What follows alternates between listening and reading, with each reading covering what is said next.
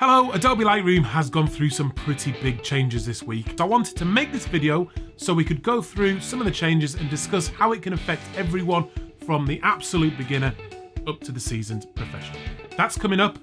Let's go. Hi, I'm Adam and welcome to First Man Photography. If you've not been here before and you enjoy the video, I would love it if you subscribe to the channel. I do a lot of landscape photography vlogs, get out and about into the beautiful British countryside, and I'd love you to come along. Today though, I am in the studio because I wanted to discuss some of these huge changes that have come around Adobe Lightroom. It's just what so many photographers worldwide use to edit their pictures, and Adobe have updated all their apps this week, and the biggest changes have come around Lightroom. Prior to this week, Adobe Lightroom had not been updated since 2015. It was becoming increasingly complicated and also been plagued with performance problems that have caused numerous complaints and difficulties from a lot of photographers. What Adobe have done is split Lightroom into two, basically. We now have Adobe Lightroom CC and we also have Adobe Lightroom CC Classic. Now, Adobe Lightroom CC Classic is pretty much the same Lightroom we've always had. That's now been updated and it's got extra features like luminosity masking, which will be helpful for landscape photographers and others, and also it's had those performance improvements. Adobe Lightroom CC, on the other hand, is a more basic, stripped back version of Lightroom. It still does a lot. You can still edit raw files. It's basic but powerful. It's got all similar sliders. It's just presented in a simple, more user-friendly way, and I think it's going to appeal to beginner photographers. Adobe Lightroom CC also is across the cloud, so you've got desktop, you've got iPad, iPhone, Android, and even a web browser. If you want to stick with what you've had before, you've got Adobe Lightroom Classic CC.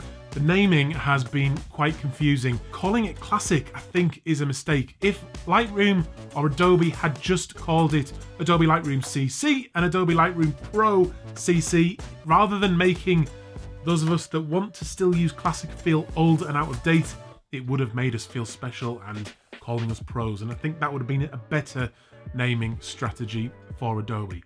However, I think these changes are quite positive. So I want to take you through a few of the things I think I might use Adobe Lightroom CC for, and where I might still stick with Adobe Lightroom Classic CC. See, the names are hard. Lightroom and Lightroom Pro, that would have been so much more straightforward, wouldn't it? So let's get into the computer. We'll have a look at a few bits and pieces, and then you'll be able to figure out whether it's going to be something for you to use, or you're going to stick just with Adobe Lightroom Classic CC. Let's have a look. So we're into the computer, and this is Adobe Lightroom CC. This is our main window, and it puts your pictures front and center. You've got albums down the left-hand side here, and that will import your collections from Adobe Lightroom Mobile if you've used that before. But I've set up a little tutorial image which has come from my previous workshop that I did last weekend. To go into it and start editing it, you just select the picture, which I have done, and then go over to the right hand side here,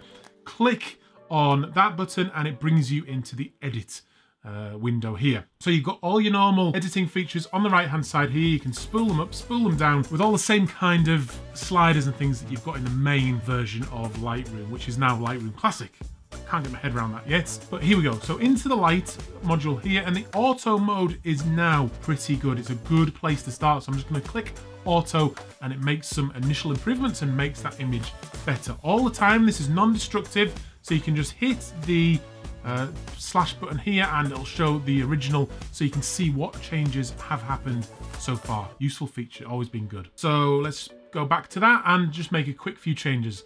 It's gone on minus contrast. I want to add it because I like a lot of contrast in my images. I'm just going to increase the shadows a bit, a little bit more exposure, bring the highlights down a bit. The black and white look pretty good. I'm going to add some color into it, some saturation, some vibrance, and bring in a little warmth to the image as well. I can even control the separate colors like you can in the main version of Lightroom. I'm just going to increase the reds, the oranges, and the yellows a little bit to pull out those beautiful autumn colors. Next, I'm going to scroll down a little bit to the effects, and I'm just going to add a little bit of clarity because that always makes trees look nice. A little dehaze to increase the interest in the clouds. Leave the vignette. Detail, you can see all what you can do there. I'm going to remove chromatic aberration and I'm going to enable lens corrections just to remove the slight vignette caused by this particular lens. And you can see that's immediately a better image. I'm in the desktop version at the moment that you download onto your computer. I'm just going to swish across to the web version. Now this is running through Chrome at the moment, so all I need to do is come into the image here and click edit this photo. I'm hoping it will update. So I'll be totally honest, that has taken a little bit of time to sync, but we're here now, and you just click on the image in the web browser, click on edit this photo, and then you have all the same adjustments down the right hand side here. You can also do the same on your iPad, and it just works seamlessly across the devices.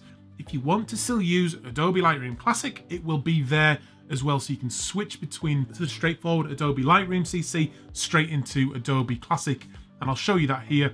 It just goes into the From Lightroom mobile. Adobe Lightroom Classic still has all the more sophisticated features like combining images into a HDR or making a panorama and stitching those together. You still will need Adobe Lightroom Classic to do that. It doesn't do that in the more straightforward version just yet, but overall it's a solid package and you can switch between them all really seamlessly. Pick it up and do it on your iPad as well. Go out and about, go mobile.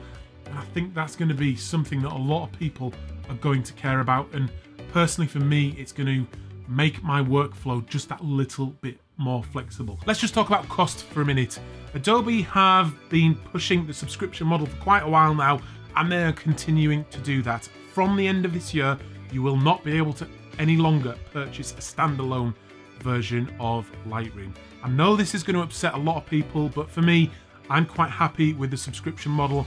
It lets people get into Lightroom and the Adobe ecosystem for a lot cheaper initially, and it's still cheaper yearly than it was buying a new product every year as well. Okay, so the cheapest is for $10 or £10, and that is Adobe Lightroom CC alone with 1 terabyte of storage space on the cloud. The next one is also $10 or £10, and that is the photography plan, which gives you Adobe Lightroom CC, Adobe Lightroom Classic CC, and also Photoshop, and you get 20 gigabytes of space on the cloud.